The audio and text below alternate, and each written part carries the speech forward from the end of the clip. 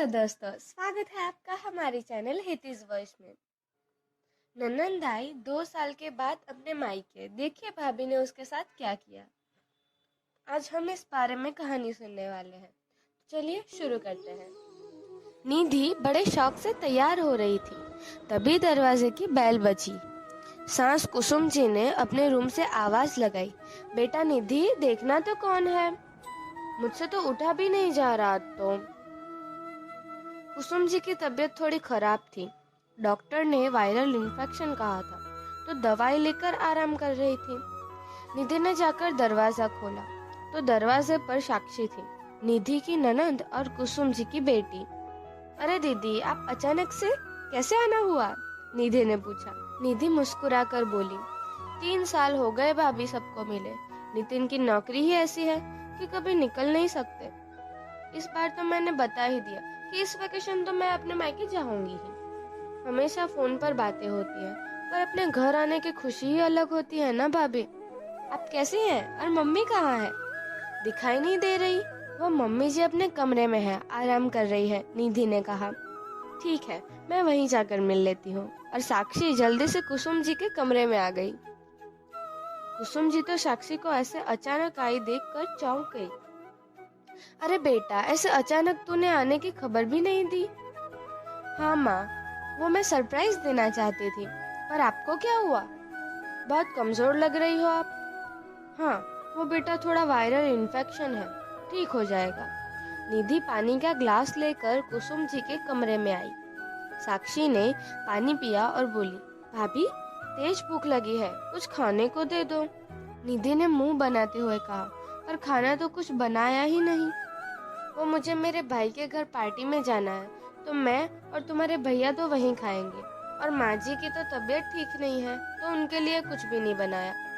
साक्षी ने कहा, कोई बात नहीं भाभी, आप जाइए, मैं बना लूंगी।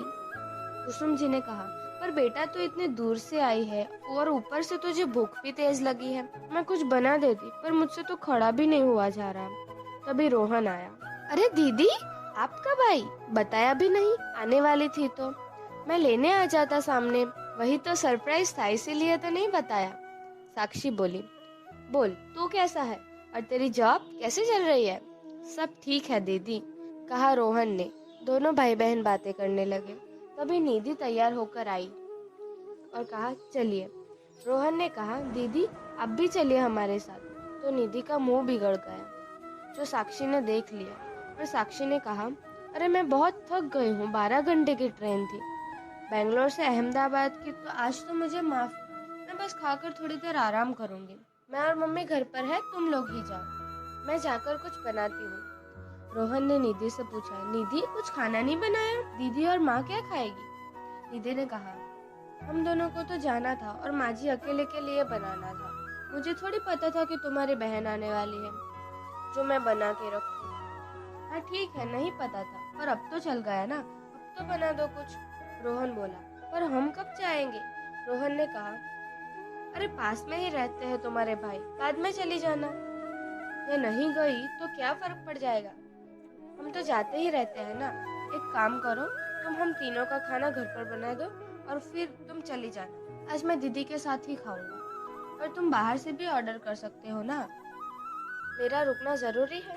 निधि गर्म होकर बोली। हाँ, कर सकता हूँ, पर माँ बीमार है तो बाहर का खाना ठीक नहीं है। और दीदी भी 12 घंटों का सफर करके आई है, तो उन्होंने भी बाहर का खाना ही खाया होगा, तो कुछ घर का खाएगी तो उन्हें भी अच्छा लगेगा। तुम खाना बना दो, फिर चले जाना, रोहन ने प्यार से कहा। मुझे कहीं नहीं जाना, नौकरानी बनाकर रख दिया है। मुझे बोलती निधि किचन में गई और जल्दी से कुछ बनाकर सबको दिया, पर खुद नहीं खाया। तब तक साक्षी की आंख लग चुकी थी। इतने घंटों की थकान की वजह से उसका सर भी भारी हो गया था। निधि ने आवाज लगाई और सब ने खाना खाया और साक्षी ने तारीफ की। थैंक यू भाभी, इतनी जल्दी इतना अच्छा खाना बनाने के लिए, और मेरे कारण आप अपने भाई के घर भी नहीं जा सकती। साक्षी थोड़ा सिर दबकर बोली। रोहन ने पूछा, क्या हुआ दीदी? पर साक्षी ने टाल दिया, कुछ नहीं, थोड़ा सिर दर्द कर रहा है, कॉफी पीऊंगी तो ठीक हो जाएगा। रोहन ने जल्दी से निधि को कहा, निधि दीदी के लिए एक स्ट्रॉन्ग कॉफी बना दोगी? तो निधि भड़क गई, दीदी आपने अभी तो खाना खाया है, ऊपर से आपको कॉफी भी चाहिए। तो कुसुम जी बोली, बेटा तुम ऐसा क्यों बोल रही हो, और कहाँ लिखा है कि खाने के बाद कॉफी नहीं पी सकते। उसके सिर में दर्द है, थकान है, इसीलिए कॉफी मांग रही है। तो साक्षी माँ और भाभी को रोकती बोली, कोई बात नहीं, मैं सो जाऊंगी तो ठीक हो जाएगा, और फिर भी चाहिए होगी तो मैं बना लूंगी, आप जाइए भाभी। तब रोहन ने कहा, निधि तुम ये सब क्या बोल रही हो, तुम्हें दीदी के साथ ऐसा बर्ताव नहीं करना चाहिए। तभी कुसुम जी ने कहा, कोई बात नहीं बेटा, मैं बना देती हूँ। तो गुस्से से बोली, अब तो रहने ही दीजिए मम्मी जी, अब खुद तो कुछ करती हो नहीं, सारा काम मुझे ही करना पड़ता है, खाना भी मैं बनाऊं, घर का सारा काम भी मैं ही करूं। आपकी बेटी क्या आ गई, मुझे मेरे भाई की पार्टी में नहीं जाने दिया। आपकी बेटी तो जैसे स्वर्ग से उतरी हो वैसे ऑर्डर करती रहती है, खुद तो महारानी आकर बैठ गई, ऐसा नहीं कि फोन करके आए, बिना बताए धमकी। निधि की ऐसी बातें सुनकर रोहन गर्म हो गया और बोला, मैं तो तुम्हें बहुत अच्छी समझता था कि तुम समझदार हो, यह है तुम्हारी समझदारी। अब तो रहने ही दो, मुझे आज मेरे भाई के घर जाना था, आपने मुझे अपनी बहन के चक्कर में ही नहीं जाने दिया। अपने रिश्ते रिश्ते और मेरे रिश्ते कुछ भी नहीं। मुझे भी लगता है कि मैं अपनी लाइफ अपने तरीके से जीऊं, पर ऐसा होता कहाँ है।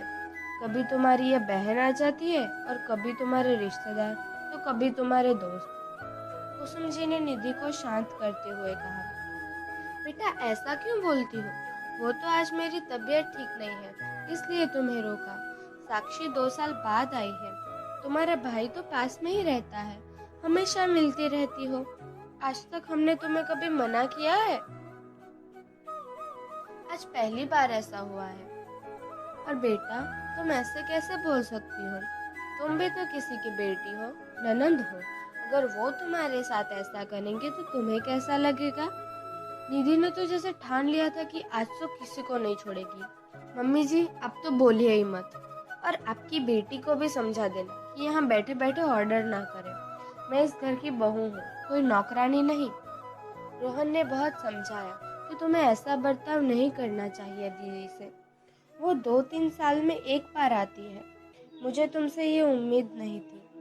तो निधि उठकर अपने कमरे में चली गई और सो गई।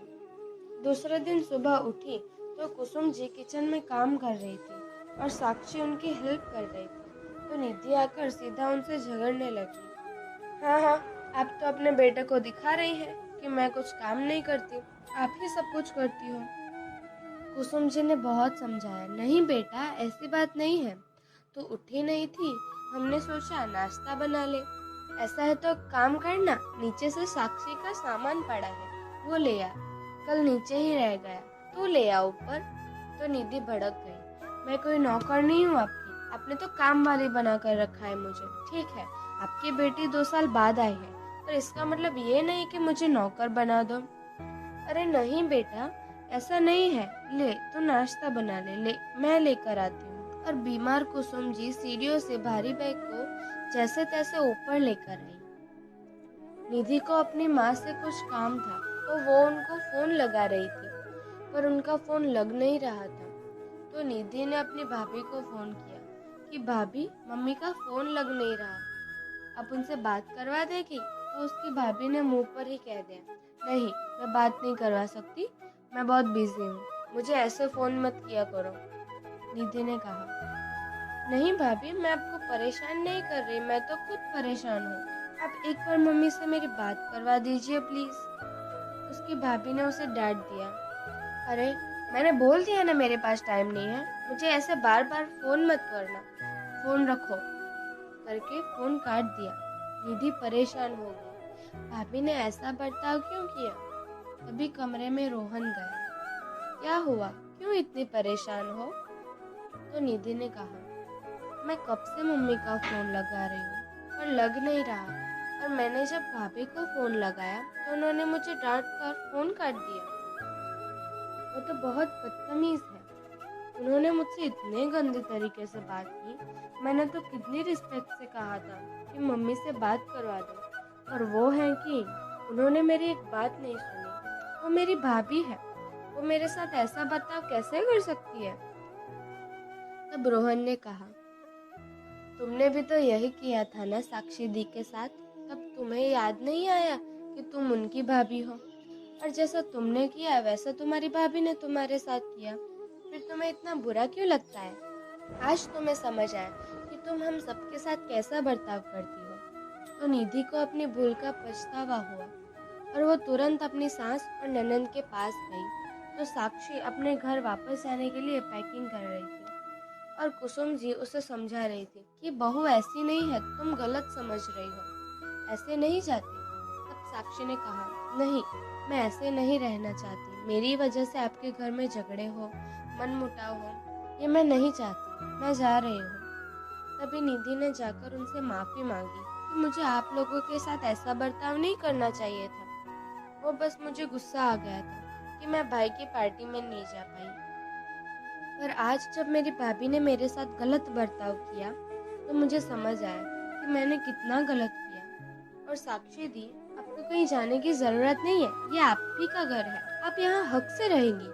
आपको जो चाहिए वो मांगो, मैं आपको सब कुछ बना कर दूंगी। और मम्मी जी, आपको मुझे जो सजा देनी हो दे दीजिए, लेकिन प्लीज आप मुझे माफ कर दो। कुसुम जी ने कहा, नहीं बेटा, मुझे कोई सजा नहीं देनी तुम्हें तुम्हारी गलती का एहसास हुआ वही काफी है। और निधि ने कहा, मैं आपके लिए कॉफी बना कर लाती हूँ, हम सब बैठ कर पियेंगे। दोस्तों, आपको हमारी कहानियाँ कैसी लगती है?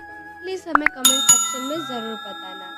और ऐसी ही और मजेदार हिंदी कहानियाँ सुनने के लिए हमारे चैनल हितीज वॉइस को लाइक, शेयर और सब्सक्राइब जरूर करना। धन्यवाद। जय श्री कृष्ण।